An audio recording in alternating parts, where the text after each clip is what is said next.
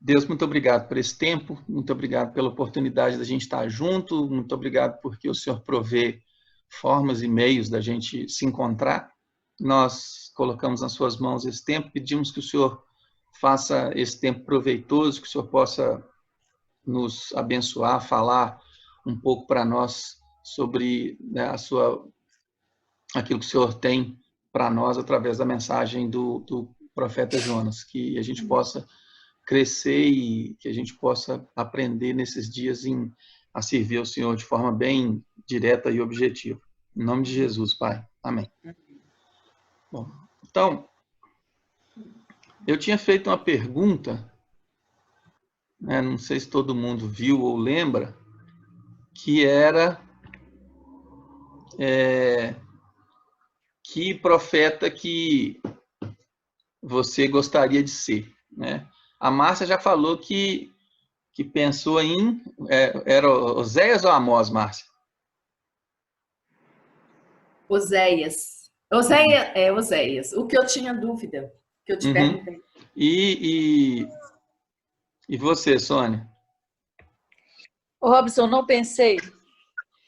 Mas, e aí, você consegue pensar aí quem que você gostaria de... Né, que profeta você gostaria de ser, vamos dizer assim?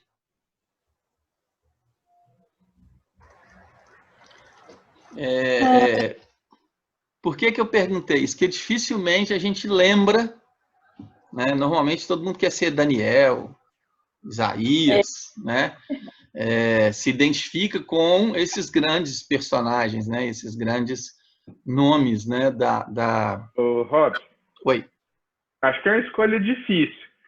Isaías foi partido ao meio no fim do ministério dele, né? Daniel foi exilado. Oséias foi traído pela mulher. Amós era desprezado porque era boiadeiro. Então tá ruim escolher qual profeta que você quer ser. Não, mas aí tinha Ezequiel, né, que fez tantas Isaías, tantas profecias a respeito da vinda do Messias. Quer dizer, na maior parte das vezes a gente lembra desse contexto mais glamuroso, vamos dizer assim, né? Mais interessante, vamos dizer, né? Deixa eu só ver uma coisa aqui. Só mais um minutinho, gente. Não, está. Tá ok. Era só para ver se tinha mais alguém conectando, mas acho que à medida que for conectando, vai aparecendo para mim no cantinho da tela aqui. Eu perdi foi o Tiago. Aqui ainda. Não, pois é, só perdi sua imagem. Ah, tá. Que eu estava... tô vendo, ainda estou meio apanhando aqui, só para ir cabendo o povo aqui, eu ver se por acaso mais alguém estiver entrando, aí eu consegui receber. Bom, mas a gente, seguindo aí nessa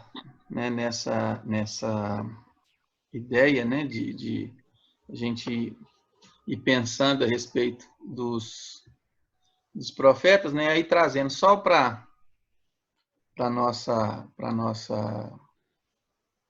espera aí, aqui para nossa contextualização, né, deixa eu só voltar aqui. Jonas, né, ele é contemporâneo de Oséias e de Joel, né? A gente vai localizar melhor a presença, vamos dizer assim, dele. Ele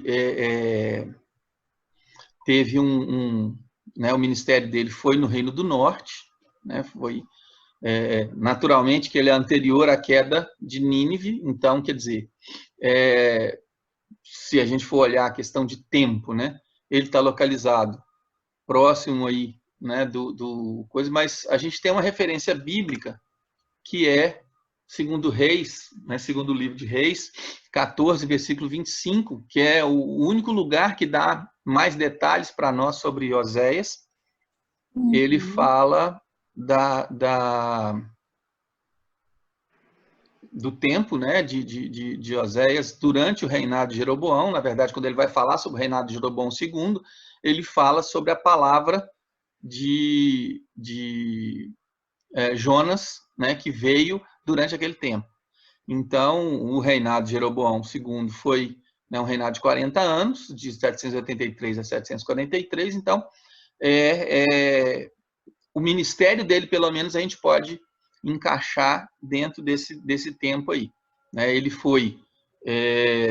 estava no Reino do Norte, né, na cidade ele é da cidade de Gat-Hefer, o pai era profeta, e é interessante porque essa cidade né, ficava na área da tribo de Zebulon, e depois, nos tempos de Jesus, é uma cidade da Galileia. Então, Jonas, ele foi profeta na Galileia. Jesus, no livro de Mateus, vai citar, né, para o povo, inclusive de lá, né, ele fala, olha, a única coisa que eu vou fazer para vocês vai ser o sinal de Jonas. Do mesmo jeito que Jonas ficou 3 dias no ventre do peixe, eu também vou ficar 3 dias, né, depois da minha morte, e vou retornar. Então, Jesus cita Jonas, né, como um conterrâneo, vamos dizer assim, né, e cita isso para o povo lá da Galileia, exatamente para poder mostrar, né, as coisas. Deixa eu só abrir um negócio aqui.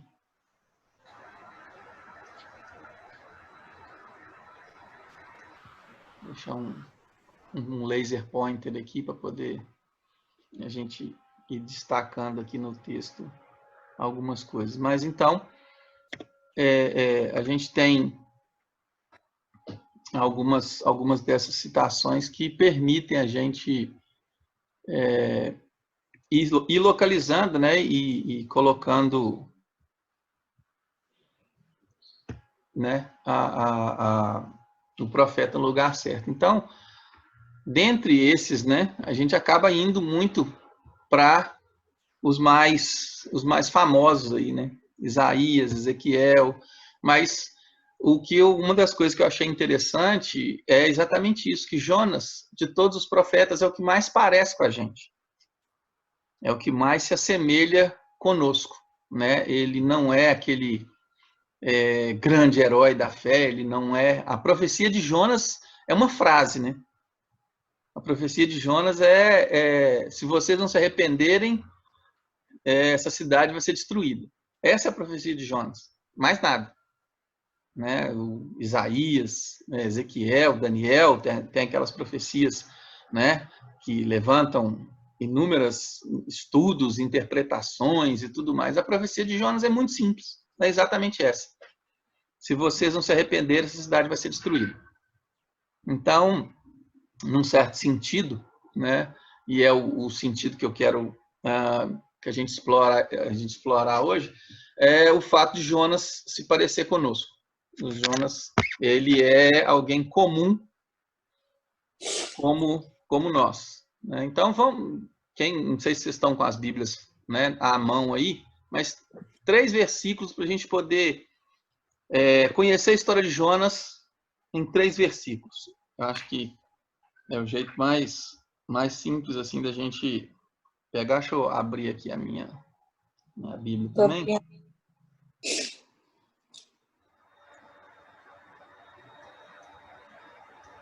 Jonas 1,13, que é o primeiro deles,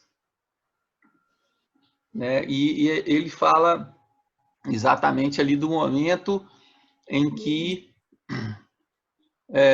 Jonas né, foge para Tarsis, e ali no meio da tempestade, no meio da expressão da vontade de Deus ali para aquele momento da vida de Jonas, ele começa, né,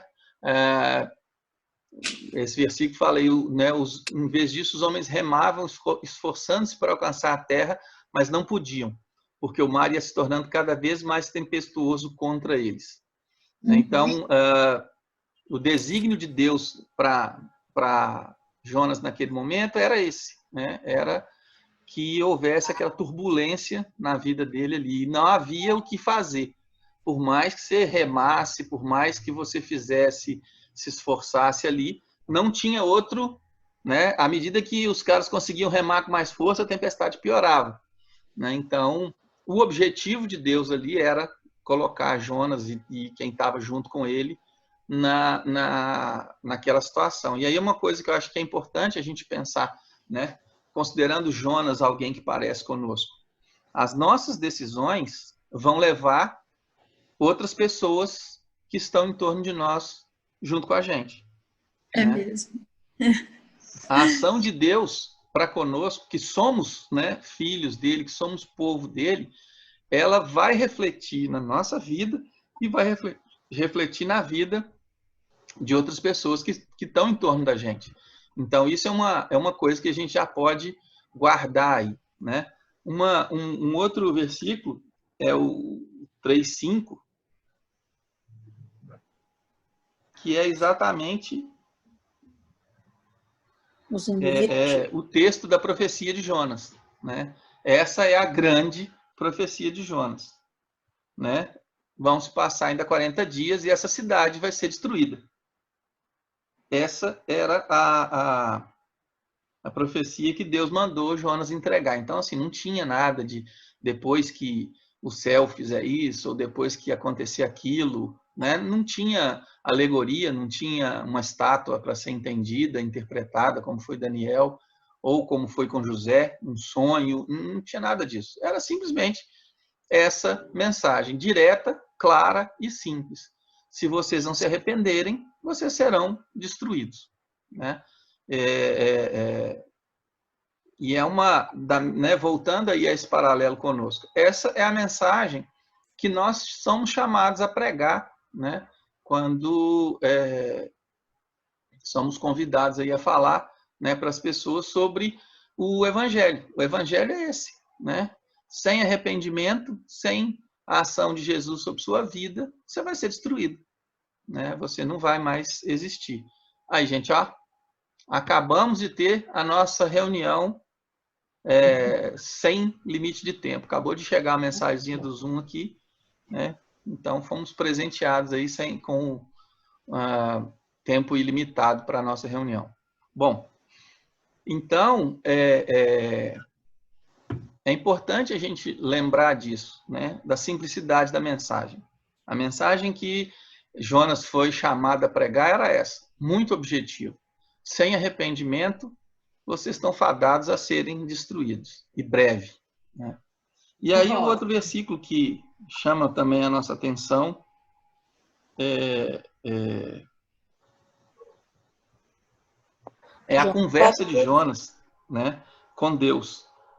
Deus, eu sabia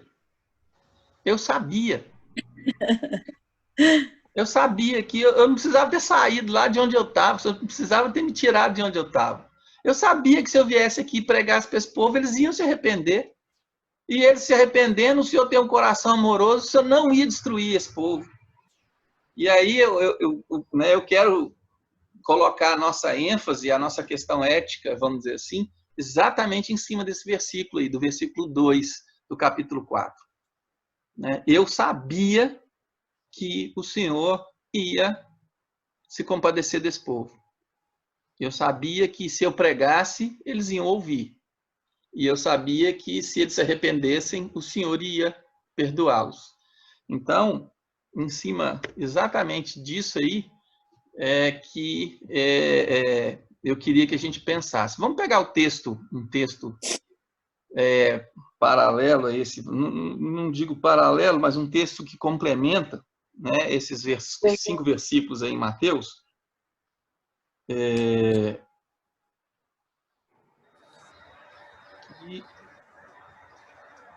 são interessantes até, né, só fazendo aí falando uma curiosidade, Jonas, existe aí né, o povo sempre fala que o tempo que Jonas ficou na barriga do peixe, essa história de ficar na barriga de um peixe, ela é alegórica, isso aí não é uma coisa real, isso não aconteceu, né? E muita gente advoga que isso aí foi uma forma de colocar um paralelo, uma alegoria do que aconteceria com Jesus quando Jesus morresse. Mas, nesse texto que a gente vai ver agora, de Mateus, tem uma coisa interessante. Jesus cita Jonas no mesmo contexto em que ele cita Salomão, que ele cita a rainha de Sabá. Então, ele não coloca Jonas num contexto alegórico. Jesus está colocando Jonas claramente num contexto histórico.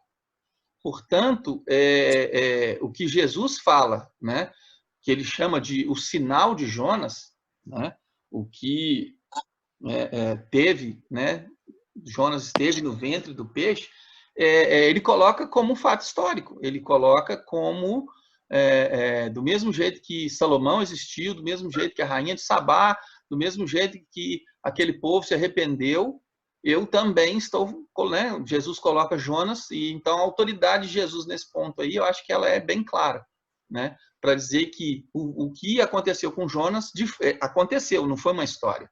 Né? Isso aí não é o fato de Jonas ter ficado na barriga do peixe não é uma alegoria. Jesus não está contando uma parábola, ele está citando, né, fatos reais aí. E aí é interessante por quê? Porque Jesus chama o testemunho e a história de Jonas quando ele tá falando, né, para as pessoas, falando para os escribas, né, que ele faria ainda um sinal, o único sinal que ele daria seria o sinal, né, semelhante ao sinal de Jonas. E aí ele coloca interessante, porque no dia do juízo, aquele povo de Nínive vai condenar essa geração de vocês. Jesus falando para os escribas, né? Aquele povo lá que se arrependeu, eles vão ter autoridade para criticar vocês, né? Do mesmo jeito que o povo o povo da rainha de Sabá, né? Que ainda existe, né? Ainda existe na África, né? Um povo negro, africano, tipicamente africano e praticante do judaísmo, assim, mais tradicional. Né? Então, os herdeiros da rainha de Sabá, vamos dizer assim, ainda estão lá na África, né, praticando o culto a Jeová como aprenderam nos templos de Salomão. Né? E esse povo, né, que recebeu a mensagem lá e que permaneceu assim, também é um testemunho de quem ouviu a mensagem de Jesus e mudou. Então, Jesus está colocando nesse texto aí, né, para os escribas, olha, eu estou dando para vocês alguns exemplos de pessoas que ouviram a mensagem e que mudaram, e que se arrependeram. E vocês seguem aí, né, sem arrependimento. Então, é uma coisa assim, né, que é interessante. Como a gente só lembra de Jonas, né, como o profeta fujão, como o profeta que se deprimiu, como o profeta que teve que ser disciplinado por Deus. Nesse caso aí, Jesus, né, está sendo colocado, ele está se colocando, vamos dizer assim, num certo grau, né, naquele momento ali do ministério dele, ele está se comparando com Jonas. Né? Eu não sei se vocês já tinham prestado atenção. Eu, quando comecei a analisar essas coisas, isso me surpreendeu um pouco. Né? O fato de Jesus, né, se comparar a Jonas. Né? E a gente tem Jonas aí numa conta, vamos dizer assim, né? A gente não tem ele em grande conta. A gente considera Jonas o menor dos profetas menores, né? Então, é interessante ver Jesus colocando Jonas aí como portador de uma mensagem, né? De uma mensagem de arrependimento, que era exatamente aquilo que Jesus estava, né, pregando para o povo naquele momento. Né? Então, é interessante a gente ver essa identificação. Né? Jesus, ele se identifica com Jonas, e Jonas parece com a gente. Jonas parece conosco. Então, a gente pode trazer, vamos dizer assim, essa mensagem mais próxima de nós, né, mais evangélica, vamos dizer assim, né, exatamente para a gente poder enxergar que Jesus, pelo fato de ter encarnado, ele se identifica conosco porque conhece o nosso coração, conhece todas as questões às quais nós somos expostos, né, conhece as dificuldades pelas quais a gente passa, né, e Jesus passou por todas elas. Então, é interessante essa identificação. E aí, já, né, afunilando um pouco mais para que, né, para o contexto que eu queria discutir mais com vocês, isso é uma coisa que é importante a gente estabelecer, né? O povo assírio, naquele momento ali, era o povo que oprimia o reino do norte, que era o lugar onde Jonas vivia, né? Jonas odiava esse povo, né, por causa da crueldade deles, por causa da opressão deles. Da mesma forma que, né, um tempo depois, né, na época de Jesus, muitos judeus odiavam os romanos. Os fariseus, porque os romanos eram impuros, não seguiam a lei. Os zelotes, porque os fariseus eram opressores, né, e estavam ali dominando. E mais outros, cada grupo daqueles, né, odiava os romanos de um jeito, né, da mesma forma que Jonas também odiava esse povo que estava ali oprimindo, tirando a identidade, isso a gente observar, né, o processo de miscigenação ali, o processo de confusão, vamos dizer assim, né? Então, isso estava sendo, né, colocado. O Flávio, o Flávio mandou uma mensagem aqui para mim, falando sobre a menção, né? A gente passou por isso aqui, né, falando exatamente do tempo de Jonas ali no reinado de Jeroboão II, né? Colocando exatamente o tempo, né, em que Jonas estava vivendo. E é interessante porque no reinado de Jeroboão, Jeroboão reconquista alguns espaços, né? Jeroboão II, ele expande um pouco, né, as fronteiras de Israel, né? Mas ainda o povo estava sob opressão da estrutura, né, do povo assírio ali. Então, é interessante o quanto que Jonas não gostava daquele povo e, de uma certa forma, com esse ódio de Jonas pelos assírios era justificado. Afinal de contas, aquele povo era o povo opressor, né? Era o povo que estava ali, né, colocando jugo, colocando dominação sobre o povo de Jonas ali durante esse tempo. O Flávio, se você quiser comentar alguma coisa aí, pode interromper. Quem quiser acrescentar aí, fica à vontade, para não ficar também falando sozinho. Quem quiser perguntar também, nós estamos numa sala de aula, apesar de estar vendo cada um num quadradinho aqui, mas a gente está no mesmo contexto. O Robson. Sobre o... Pode falar. Aqui, eu queria que você falasse um pouquinho sobre os assírios, esse ódio que o Jonas tinha dos assírios, né? A gente sabe da dominação deles, mas assim, alguns exemplos que eu já ouvi falar assim, que eles eram muito cruéis, mas eu não sei detalhes, mais informações. Nesse momento ali, no momento histórico, né, que Jonas está vivendo, a Assíria era o reino dominante, né?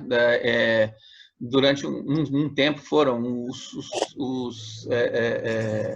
os persas, depois os medos, depois a Babilônia, depois a Síria, o Egito, Roma. Ou seja, em algum momento, né, havia uma nação, né, um povo, um império preponderante, vamos dizer assim, ou que tinha poder e dominação sobre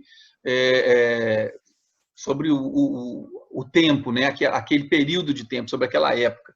e nesse caso eram os assírios. Uma das formas que os assírios usavam para dominar um povo era exatamente fazer com que aquele povo perdesse a identidade.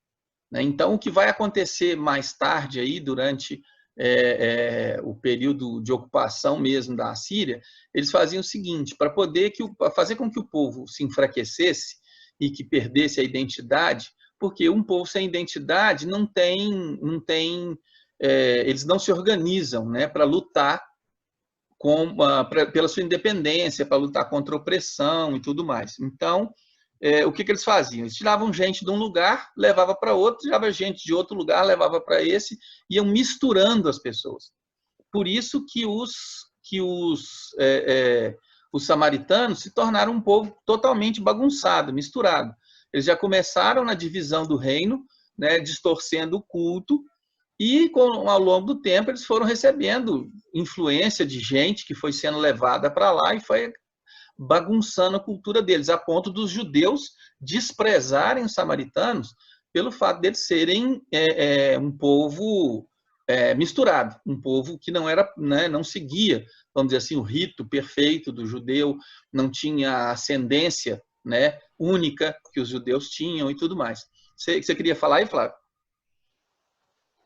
O caso dos assírios também é porque assim, era um povo que tinha essa prática de terra arrasada, de espalhar a população, né? Então você vê que Israel desaparece justamente por causa da ação dos assírios, como o Robson já comentou, né?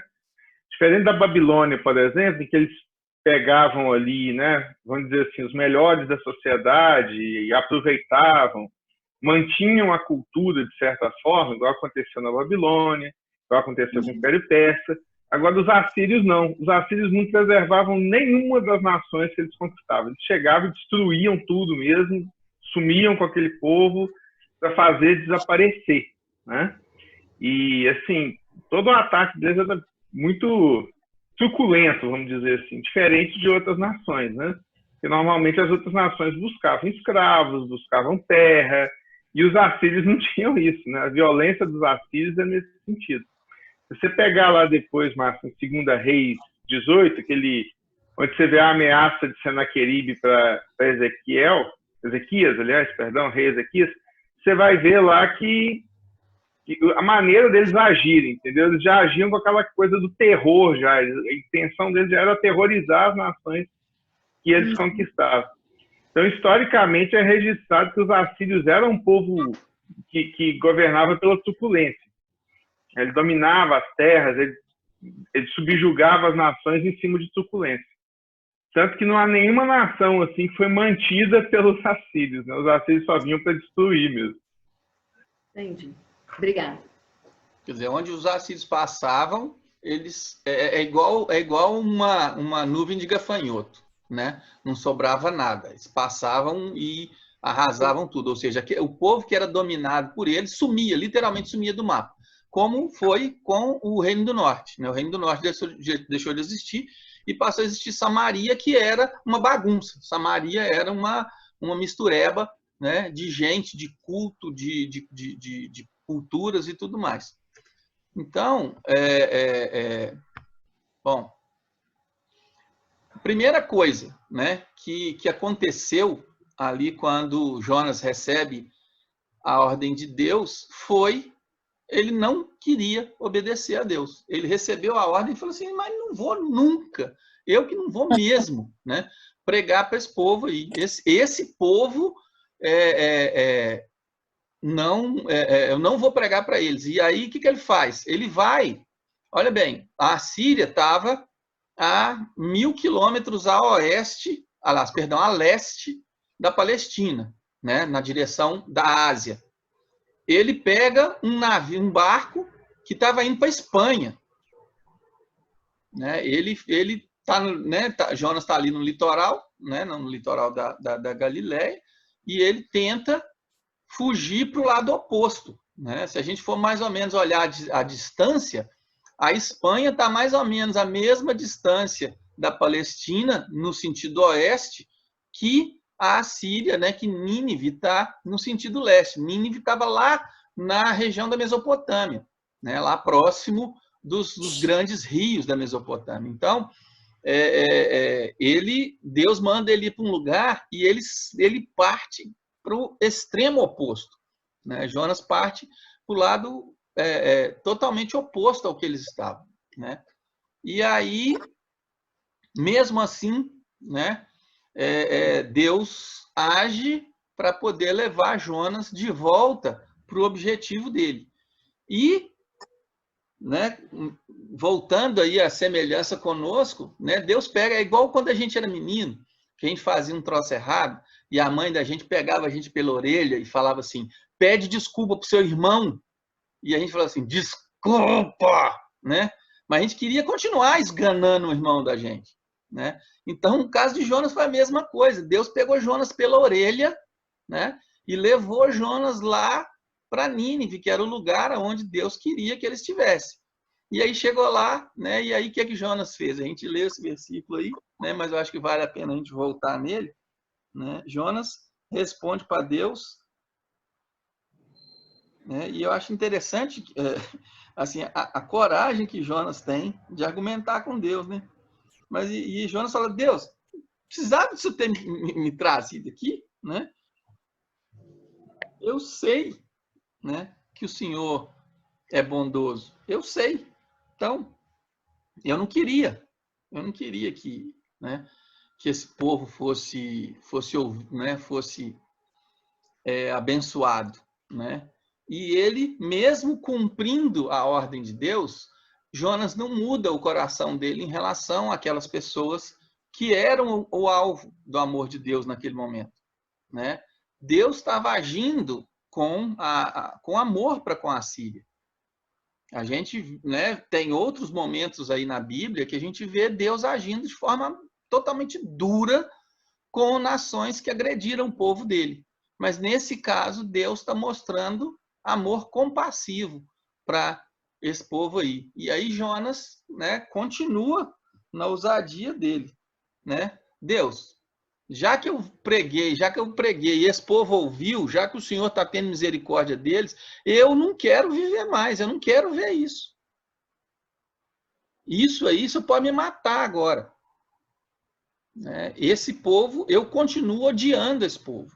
E eu não quero ver esse povo feliz, eu não quero ver esse povo sendo resgatado, eu quero ver esse povo destruído, eu quero ver esse povo indo para o inferno.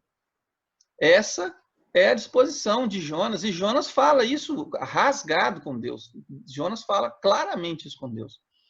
E em outros momentos, né, em outras partes da história, que a gente já viu Deus agindo, Deus nessa hora poderia perfeitamente ter mandado um raio na cabeça de Jonas e feito churrasquinho dele ali. Deus, sim. Pelo jeito que Deus fala com Jonas, parece que Deus estava entendendo Jonas, né? Sim, assim, mas é verdade, Deus conhece o nosso coração, e eu acho que o livro de Jonas, e é por isso que eu insisto que Jonas é alguém muito parecido com a gente, é exatamente por isso, porque, né, o coração de Jonas é muito, muito, muito parecido conosco. E Deus demonstra para com Jonas uma paciência, né? Um carinho, né? Um amor que às vezes a gente não entende. E eu acho que a gente olhando para Deus agindo com outra pessoa, né? A gente enxerga com mais facilidade a forma como Deus age conosco, né? A forma como Deus cuida da gente, vamos dizer assim, né?